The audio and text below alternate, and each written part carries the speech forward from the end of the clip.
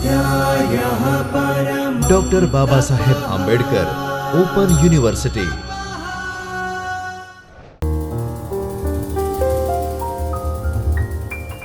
નમસ્તે મિત્રો doctor Baba Saheb Ambedkar open યુનિવર્સિટીના ચૈતન્ય સ્ટુડિયોમાંથી હું ડૉક્ટર ધવલ પંડ્યા આપનું સ્વાગત કરું છું।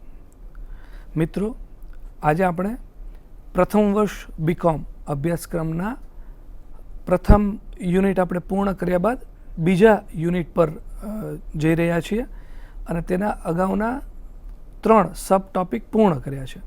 હવે આપણે એ બાબતે આગળ સમજવાનો પ્રયત્ન કરીએ। કયા કયા ટોપિક આપણે પૂર્ણ કર્યા છે અને યુનિટમાં કેટલા સબ ટોપિક છે એકવાર નજર નાખી દઈએ ફટાફટ। મિત્રો, 1 થી 7 અને એક બાજુ બીજા 1 થી 11 ટોટલ 1 થી 11 યુનિટ સબ યુનિટ 2ના છે। હવે આપણે અગાઉ જોયું હતું એ મુજબ પ્રસ્તાવના, માનવ સંસાધન આયોજન ખ્યાલ, અર્થ અને માનવ સંસાધન આયોજનની જરૂરિયાતો આટલી આપણે જોઈ ચૂક્યા છીએ। હવે આપણે આગળ વધી રહ્યા છીએ અને 2.4, 1.4, 1.5 અને 1.6 જોઈશું, જે માનવ સંસાધન આયોજનના પ્રકારો છે, હેતુઓ, પ્રકારો અને તેને અસર કરતા પરિબળો। બરાબર છે? તો હવે મિત્રો, અગાઉના લેક્ચરમાં આપણે શું શું સમજ્યા હતા ફરીવાર એકવાર જોઈએ। માનવ સંસાધન આયોજનનો ખ્યાલ, અર્થ એ સમજ્યા, ઉપરાંત માનવ સંસાધન આયોજનના લક્ષણો જોયા, સમજ્યા, અને છેલ્લે માનવ સંસાધન આયોજનની જરૂરિયાતો જાણી અને વિષયને સમજવાનો પ્રયત્ન કર્યો। મિત્રો, આજના વ્યાખ્યાનમાં મેં જેમ કહ્યું એમ 3 સબ ટોપિક: માનવ સંસાધન આયોજનના હેતુઓ, તેના પ્રકારો અને તેને અસર કરતા પરિબળો, આ સમગ્ર બાબત વિશે માહિતી મેળવશું અને વિષયને સમજવાનો પ્રયત્ન કરીશું। તો મિત્રો, શરૂઆત કરીએ। માનવ સંસાધન આયોજનના હેતુઓ।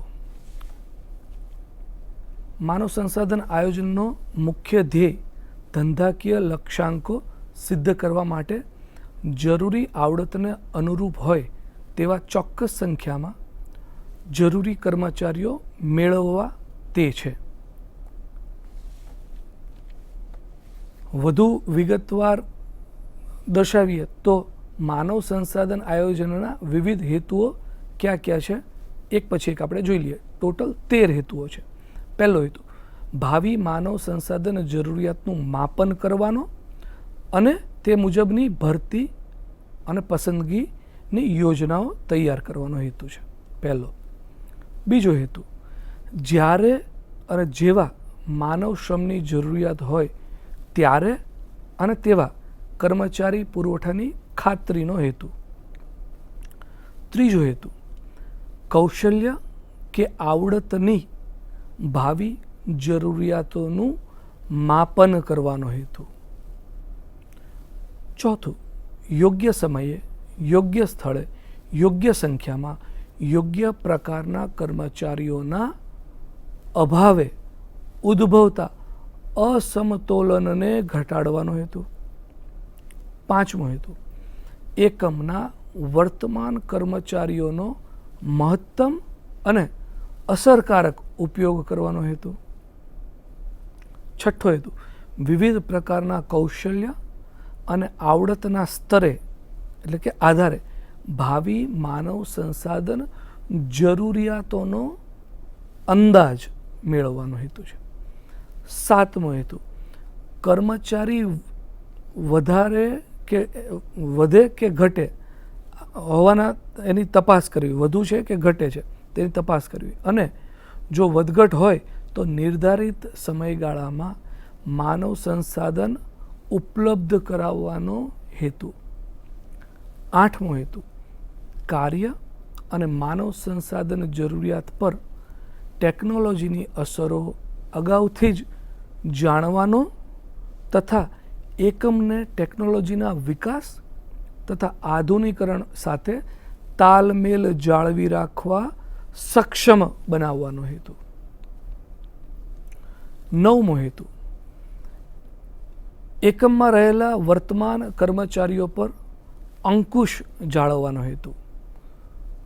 10મો હેતુ, નિર્ધારિત સમયગાળા દરમિયાન વધારાના જરૂરી માનવ સંસાધનની પસંદગી અને તાલીમ માટે પૂરતો સમય આપવાનો હેતુ. 11મો હેતુ, મજૂરી અને પગાર પડતર પર અંકુશ રાખવાનો હેતુ. 12મો હેતુ, ઉચ્ચ મજૂર ઉત્પાદકતા જાળવવાનો હેતુ. અને અંતિમ 13મો હેતુ, દરેક સ્તરના અને પ્રકારના કર્મચારીઓ માટે કારકિર્દી આયોજન માટે જરૂરી એવા વિકાસ અને પ્રોત્સાહનના કાર્યક્રમો તૈયાર કરવાનો હેતુ. મિત્રો, આમ માનવ સંસાધન આયોજન, આ આપણે જે 1 થી 13 હેતુઓ વર્ણવ્યા જોયા, તેના દર્શાવેલ વિવિધ પ્રકારના હેતુઓને ધ્યાનમાં રાખી કરવામાં આવતી એક હેતુલક્ષી પ્રક્રિયા છે એમ કહી શકાય. હવે મિત્રો 2.5 પર જઈએ. માનવ સંસાધન આયોજનના પ્રકારો. માનવ સંસાધન આયોજનના કયા કયા પ્રકારો છે તે જોઈએ આપણે. માનવ સંસાધન આયોજનના પ્રકારો.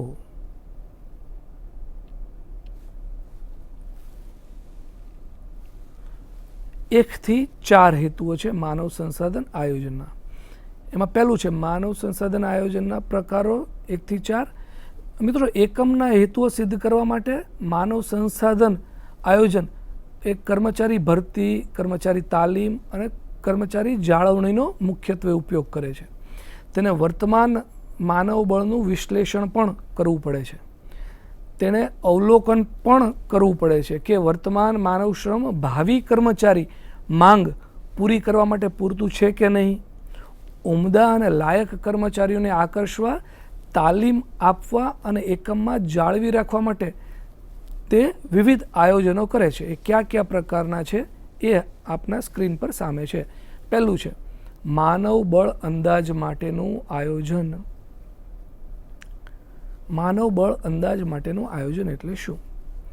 ધંધાકીય એકમના વ્યૂહાત્મક લક્ષ્યાંકો સિદ્ધ કરવા માટે માનવ સંસાધન વિભાગે ભવિષ્યમાં કેવા પ્રકારના માનવ બળની જરૂર પડશે તે બાબતનો ખ્યાલ રાખવો પડે છે. માનવ બળ આધારણ એ માનવ સંસાધન આયોજનનું એક ઘટક છે. તેને માટે વર્તમાન માનવબળ અને ભાવિ માનવબળ જરૂરિયાતની સરખામણી બંનેની કરવી પડે છે, જેથી કરીને કર્મચારી ઘટે કે તેમાં વધારો હોવાની માહિતી તેને મળી શકે. બીજું, કર્મચારી ભરતીનું આયોજન. માનવ સંસાધન ઘટક દ્વારા એકમના વ્યૂહાત્મક હેતુઓ સિદ્ધ કરવા માટે ઉમદા કે લાયક કર્મચારીઓને આકર્ષવા અને જાળવી રાખવા આવશ્યક છે. આ માટે કર્મચારી વિવિધ લાભો, સારું વળતર, વ્યવસ્થા તંત્રનું સાનુકૂળ માળખું, કર્મચારી કલ્યાણ અને વિકાસ, કર્મચારીની કારકિર્દી માટે મદદ, આ વગેરે બધા ચાવીરૂપ આ બધા પરિબળો છે. આ પરિબળોમાં ધ્યાન રાખી, આ બધાને ધ્યાનમાં રાખે છે.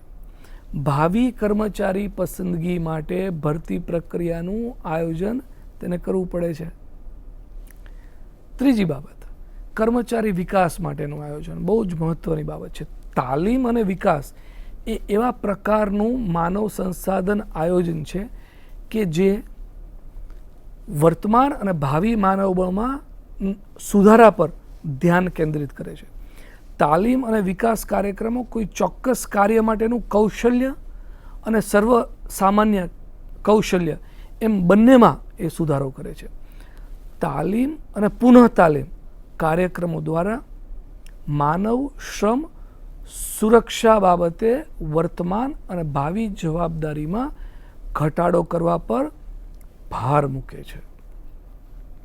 ત્યારબાદ ચોથી બાબત, કર્મચારી જાળવણી માટેનું આયોજન.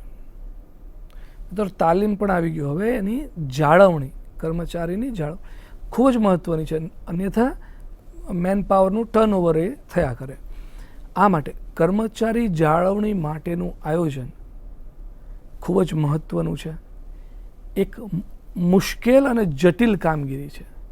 કર્મચારીને અન્યત્ર બીજી નોકરીની તક માટે વિચારતો અટકાવવો એ ઘણું દુષ્કર કાર્ય છે.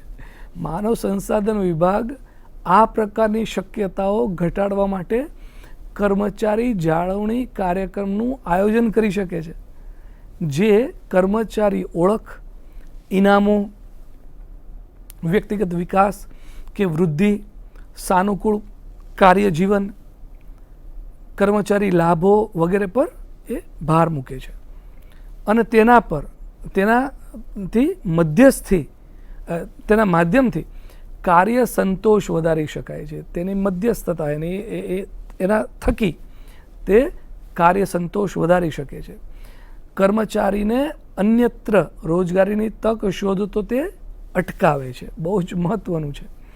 માનવ શક્તિ આયોજન કે માનવ સંસાધન આયોજન કે આધુનિક સંચાલનના મહત્વ અગત્યના કાર્યો પૈકીનું એક આ કાર્ય છે. માનવ સંસાધન આયોજન એ ખરેખર તો કર્મચારીની ક્ષમતા અને આવડતના આધારે યોગ્ય કર્મચારીને યોગ્ય સ્થિતિમાં મૂકવાનો પ્રયત્ન કરવાનું એક આવશ્યક કાર્ય છે. તેનાથી અપેક્ષા રાખી શકાય છે કે જ્યારે આ લોકો સાનુકૂળ સ્થિતિમાં હોય ત્યારે તેઓ બદલામાં એકમના વિકાસ માટે અતિ મહત્વનું હકારાત્મક વલણ દર્શાવે છે. માનવ સંસાધન આયોજનને કેટલાક વિદ્વાનો 3 પ્રકારમાં વહેંચે છે: ટૂંકા ગાળાનું, મધ્યમ ગાળાનું અને લાંબા ગાળાનું. ટૂંકા ગાળાનું, મધ્યમ ગાળાનું અને લાંબા ગાળાનું.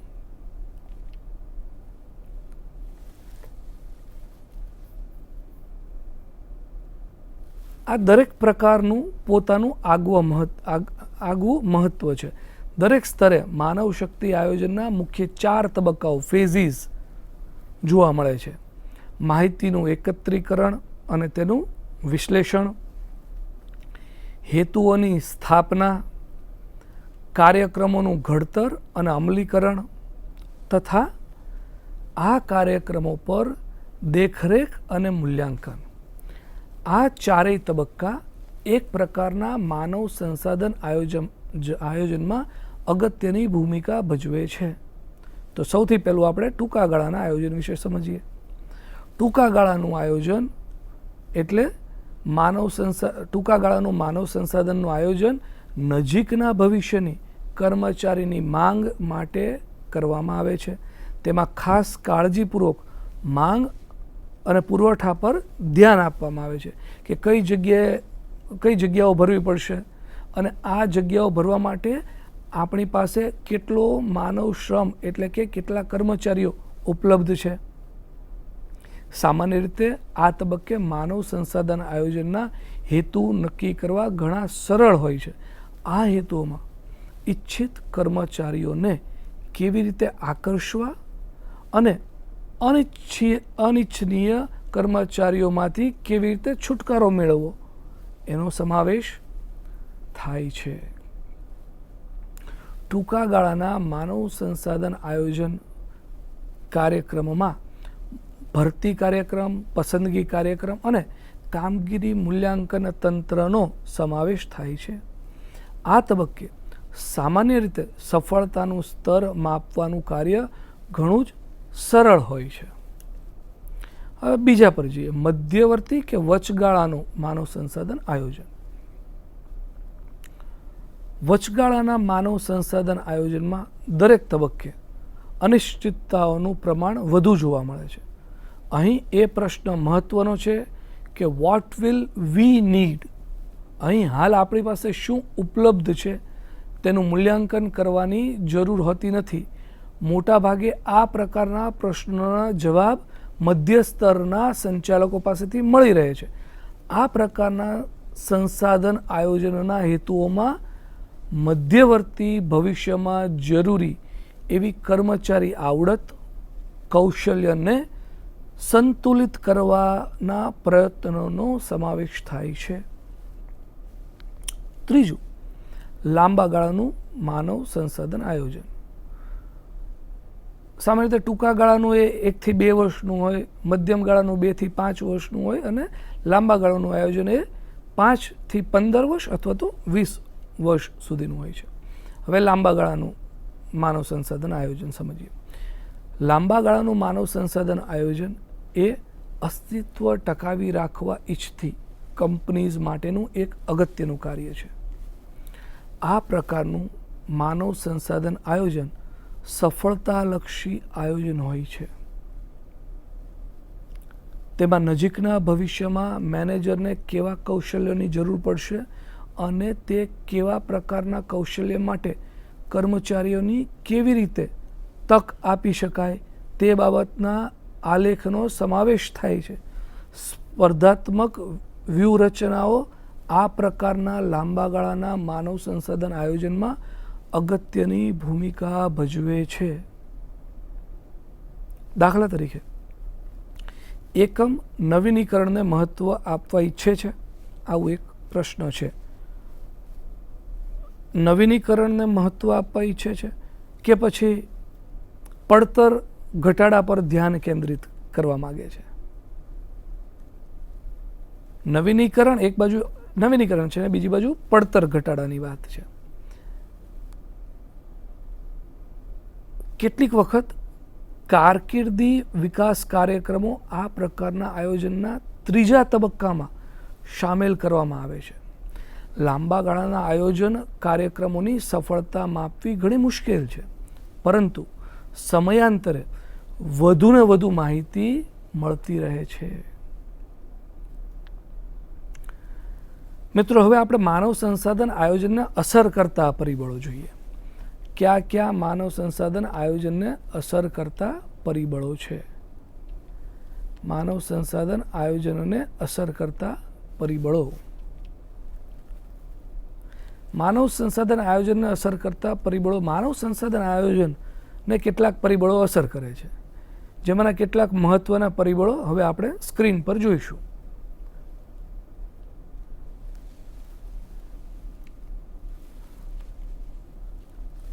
ટોટલ આવા પરિબળો 10 છે. પહેલી સ્લાઇડમાં 5નો સમાવેશ કરવામાં આવ્યો છે.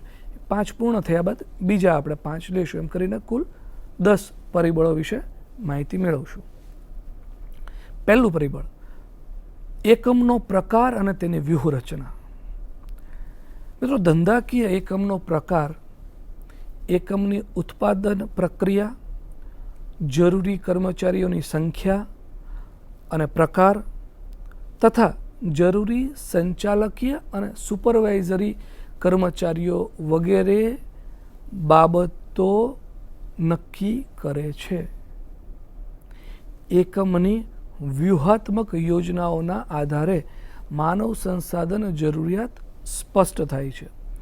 જો ધંધાકીય એકમ સંતૃપ્ત વિકાસની યોજના ધરાવે, જો એમનો ધંધાકીય એકમ સંતૃપ્ત વિકાસની યોજના ધરાવે છે તો તેને વધુ કર્મચારીઓ નિયુક્ત કરવા પડશે.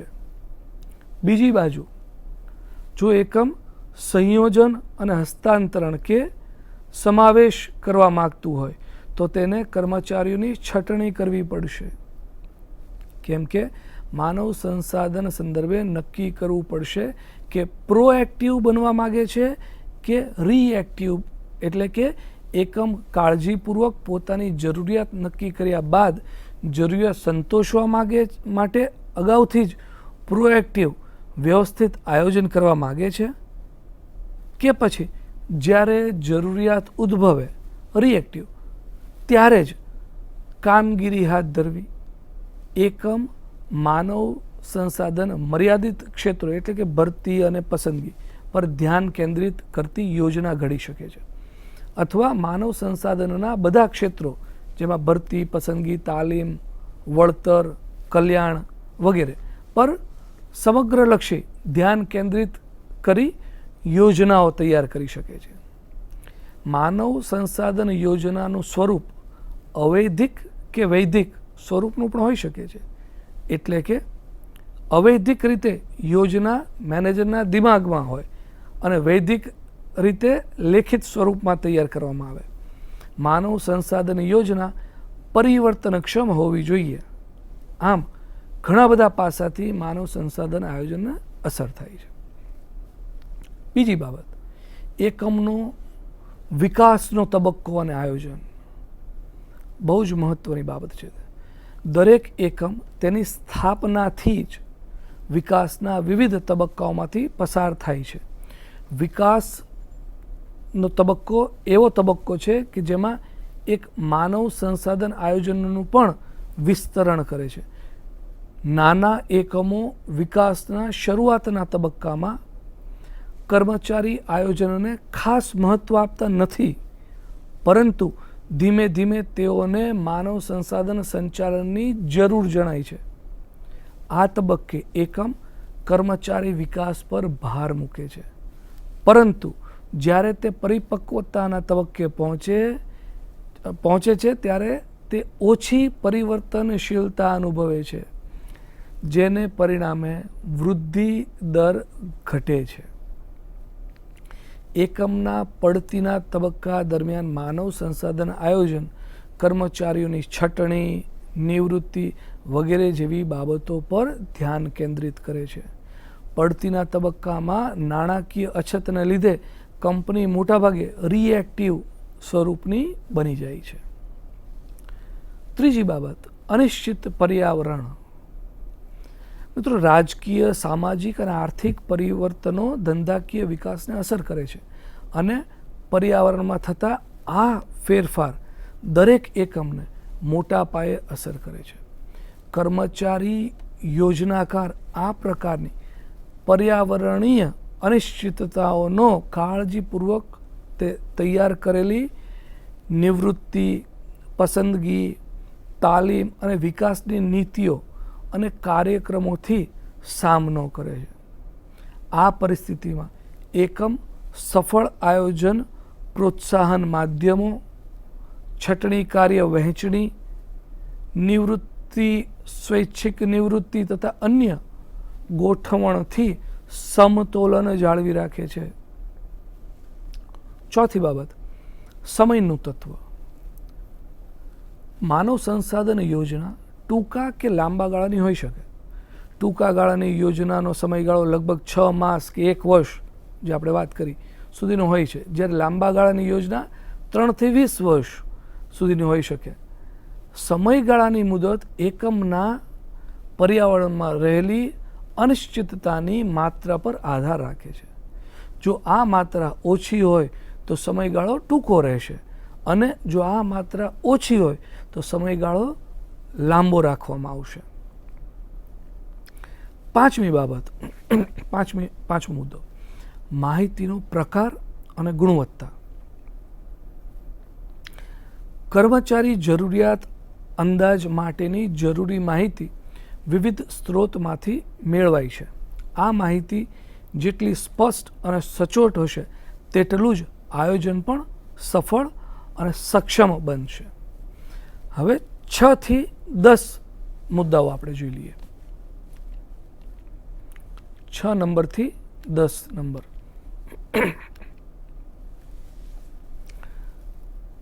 કામગીરીનું સ્વરૂપ.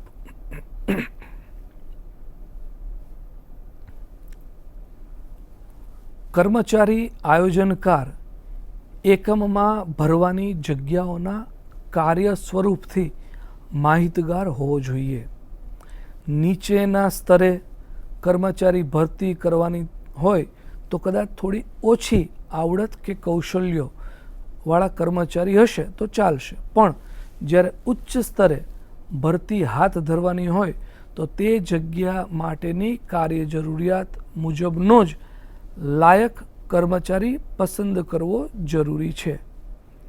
એકમે યોગ્ય એટલે કે લાયક કર્મચારીની ભરતી માટે પૂરતો સમય ફાળવી શકાય તે માટે અગાઉથી જ આયોજન હાથ ધરવું જોઈએ.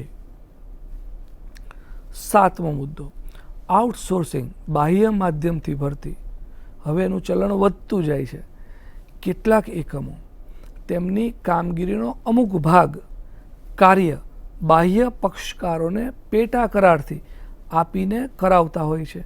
જો કે આ પ્રકારનું આઉટસોર્સિંગ ખાનગી અને જાહેર બંને પ્રકારના ક્ષેત્રોની કંપનીઝમાં થતું જોવા મળે છે. ઘણી વખત તો એકમમાં સરપ્લસ એટલે કે વધારાના કર્મચારીઓ હોવા છતાં આઉટસોર્સિંગની મદદથી કર્મચારી મેળવાતા હોય છે. મોટાભાગે બહુ જટિલ અને મહત્ત્વની ન હોય તેવી પ્રવૃત્તિઓ માટે આઉટસોર્સિંગ અપનાવવામાં આવે છે. 8મી બાબત, શ્રમ બજારની પ્રાપ્યતા. કાર્યબળ આમેજનો દ્વારા એકમમાં જરૂરી કર્મચારીનું સ્થળ જાળવવું એ માનવ સંસાધન વિભાગનું પ્રાથમિક કાર્ય છે. શ્રમ બજારની પ્રાપ્યતા એ લાયક એટલે કે યોગ્ય કર્મચારીની ભરતીને અસર કરતું બાહ્ય પરિબળ છે. એટલે કે એકમની નજીકમાં લાયક કર્મચારી બજાર હોવું જોઈએ. ઘણી વખત અમુક ખાસ લાયકાત ધરાવતા કર્મચારીઓ એકમની નજીકમાં પ્રાપ્ત ન હોય તો ઘણી મુશ્કેલી પડે છે. દાખલા તરીકે ગુજરાતમાં અંગ્રેજી માધ્યમની શાળાઓ માટે જરૂરી કર્મચારી એટલે કે શિક્ષકો કેરળથી મેળવવા પડે છે. કંપનીનું ભૌગોલિક સ્થળ પણ અસરકારક પરિબળ હોય છે. તેથી ઘણી વખત નજીકના વિસ્તારમાંથી લાયક કર્મચારી ન મળે તો બહારના પ્રદેશોમાં પણ આધાર રાખવો પડે છે. 9મી વાત, સરકારની નીતિ નિયમો. રાજ્ય અને કેન્દ્ર સરકારના કાયદા નીતિ નિયમોનો ભંગ ન થાય અથવા તેનું પાલન થાય એ બાબત પણ માનવ સંસાધન વિભાગે ધ્યાન રાખવું જરૂરી છે, જેથી માનવ સંસાધન આયોજનને અસર કરે છે, અસર થાય છે. એકમના કર્મચારીઓને સંબંધિત હોય તેવા વળતર અને લાભના કાયદાઓ, વીમો અને સુરક્ષાના કાયદાઓ, કામદાર વળતર અને નિવૃત્તિ સમયે વળતરના લાભના કાયદા વગેરેને ધ્યાનમાં રાખી માનવ સંસાધન આયોજન થાય તે અનિવાર્ય છે. અને છેલ્લું, ટેકનોલોજીનો ઉપયોગ. મિત્રો, દિન પ્રતિદિન વધતો ટેકનોલોજીનો ઉપયોગ પણ માનવ સંસાધન આયોજનને અસર કરે છે. બદલાતા યુગ સાથે કર્મચારીમાં ટેકનોલોજીનો ઉપયોગ કરવાની આવડત, ક્ષમતા આ બધી વિકસાવી છે અને એ વિકસાવવી જોઈએ પણ. આમ મિત્રો, અહીં આપણે આ વ્યાખ્યાનને પૂર્ણ કરીએ છીએ. મિત્રો, આજના વ્યાખ્યાનમાં આપણે માનવ સંસાધન આયોજનના હેતુઓ, તેના પ્રકારો અને તેને અસર કરતા પરિબળો વિશે વિગતે માહિતી મેળવી અને સબ યુનિટને સમજવાનો પ્રયત્ન કર્યો. મિત્રો, હવે પછીના લેક્ચરમાં વ્યાખ્યાનમાં આપણે માનવ સંસાધન આયોજનની પ્રક્રિયા, તેના ફાયદાઓ અને તેની મર્યાદાઓ વિશે વિગતે માહિતી મેળવશું અને સમગ્ર વિષયને સમજવાનો પ્રયત્ન કરીશું. ત્યાં સુધી મિત્રો રજા આપો. નમસ્કાર. સ્વાધ્યાયઃ